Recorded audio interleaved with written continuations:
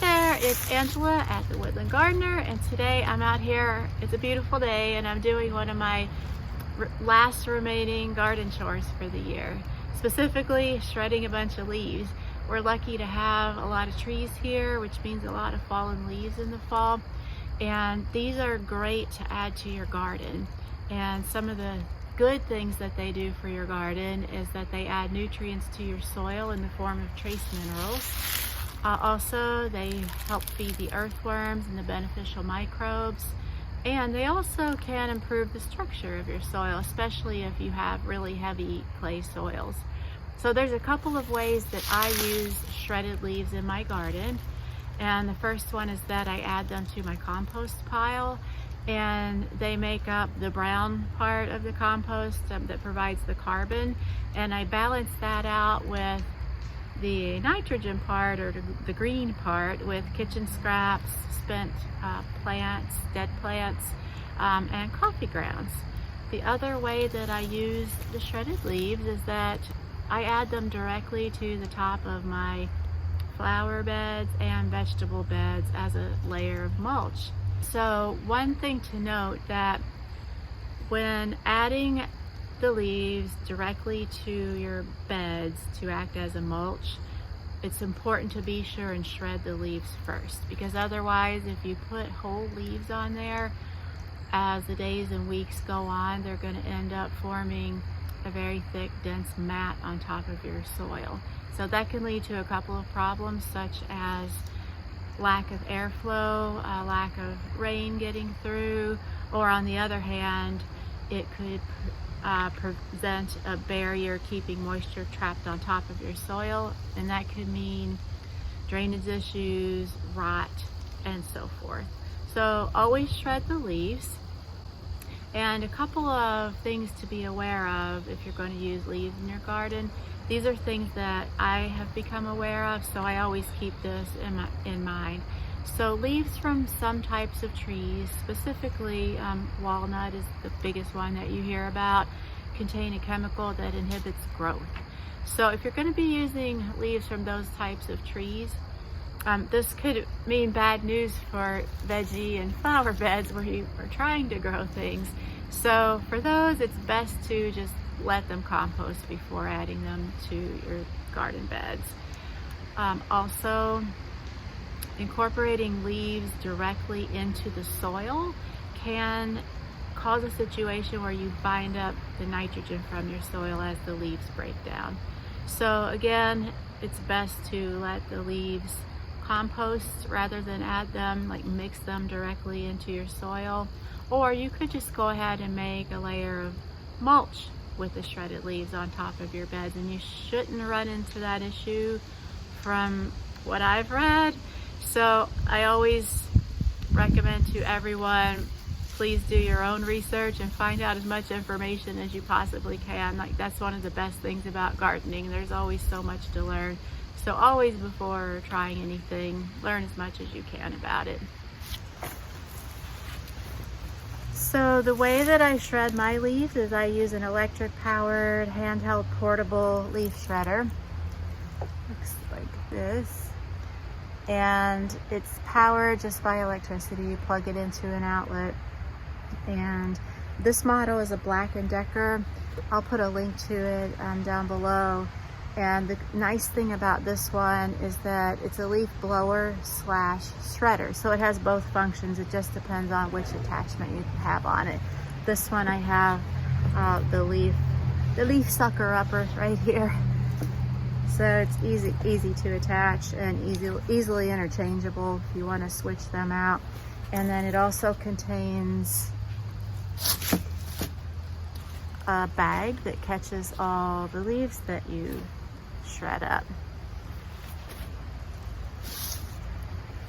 And I tend to go all over the property or anywhere that's within reach of an electrical outlet shredding up leaves, and I have to tote my wheelbarrow with me because I'll fill this bag up 3 or 4 times, dump it into the wheelbarrow each time, and then I have to wheel the leaves all back to my garden, dump out my load, and then head back out onto the property to get some more leaves. So a couple little words of warning, I guess. They're like words of caution, I guess you would say, is when you're using your leaf shredder, it's pretty noisy. So I always use hearing protection. And that's the thing that I forgot to bring out with me. So I'm gonna have to run back to the house and get my big earmuffs and come back out. The other thing is that the leaves should be 100% dry before trying to shred them. And if not, if they have any moisture, what that does is gunk up the inner parts of the leaf shredder, like the barrel that houses the motor, all up inside the plastic. It gets caked with mud. And then it's really, really hard to get out. It takes a long time. Ask me how I know. I made that mistake once. So today is a nice dry day. We haven't had rain for a little while and the sun is out drying all the leaves and I can hear them all crunchy underfoot. So it's a perfect day to be out here shredding leaves. So I'm gonna run and get my ear protectors and I'll be right back and show you how this works. Stick around. So I'm back and I can't find my earmuffs, my hearing protection. I think hubby's done something with though. I think he used them mowing the lawn and put them somewhere. He's working right now, so I can't bug him too much to help me find them. So just this one time, really quick, I'm gonna show you how this works without them, but always remember to protect your hearing anytime you're working with loud equipment. So here we go.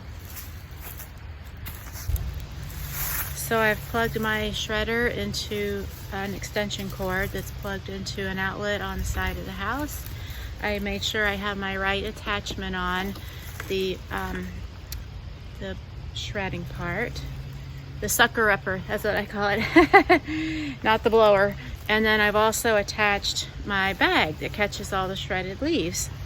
And Black & Decker has made this really easy. There's like a strap that you can put around your body to hold that bag. It does start to get pretty heavy as it fills up with leaves. And I always keep the cord kind of behind me too. So the way that you use this, you can hold this part with your dominant hand, the handle here, and then the sucker upper also has a handle. So it really allows you to control it and handle the weight of this. I keep saying the weight and referring to it being heavy. It's not really that heavy. It's definitely manageable. Just can be a little awkward because you have the device, then you also have the bag kind of hanging off of you, and while it's also attached to the device, until you find like a good working pattern or what have you, it can be just a little bit awkward the first couple of times, but once you get used to it and you get a little system down, it's easy as pie. I'm gonna put this on a time lapse while I actually do some leaf shredding and show you how cool it is. It's been a game changer for me in my garden having this leaf shredder. I wouldn't want to be without it now.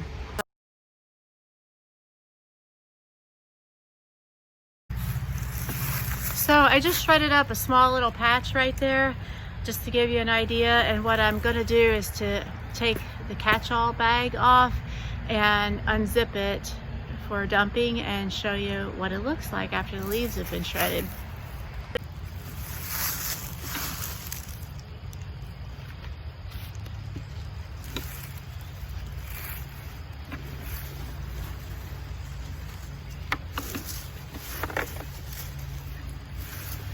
So this just clips on, releasing it. You can slide the bag right off and set the device off to the side. And there's a nice zipper that zips on these two sides. You can pretty much turn it upside down to access the zipper, and the leaves aren't going to come falling out of the hole. There may be a few that come out, but it's not just all going to come flooding out. So then you just unzip the bag, and what you have are a bunch of shredded leaves.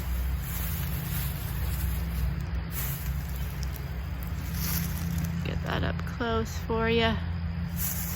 So it gets them pretty small.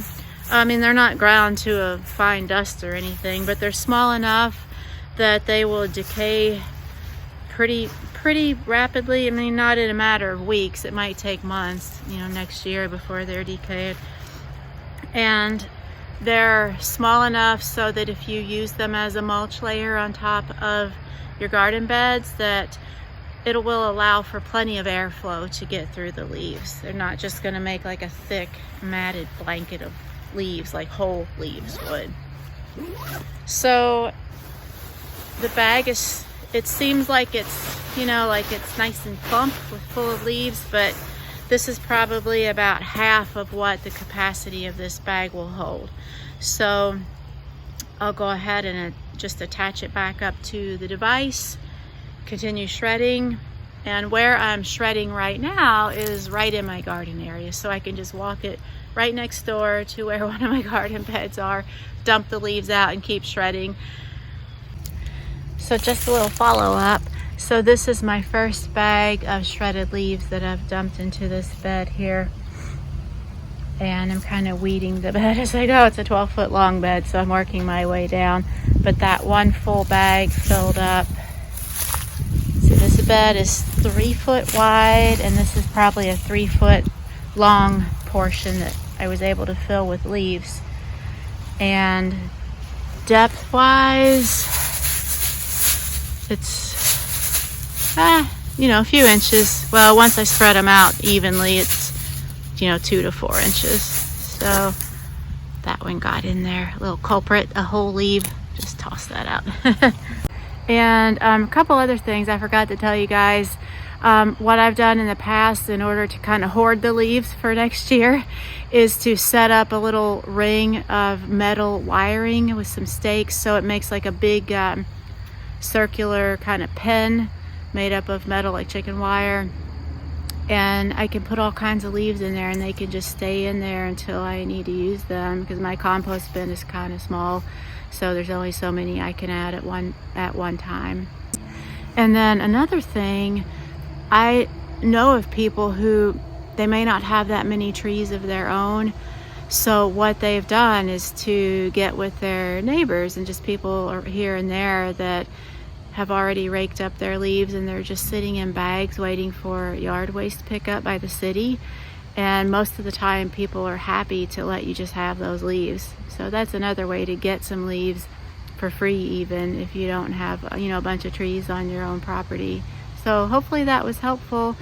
If it was, I would appreciate it if you'd give the video a like, and I will talk to you later. Bye.